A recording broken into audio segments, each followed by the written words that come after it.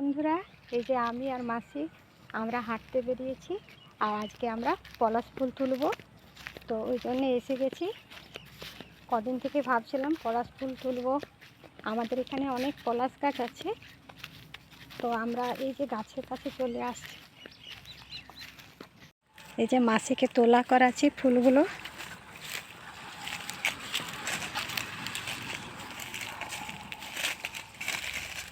কি সুন্দর পলাশ ফুলগুলো, দেখাও গো কি সুন্দর ফুলগুলো,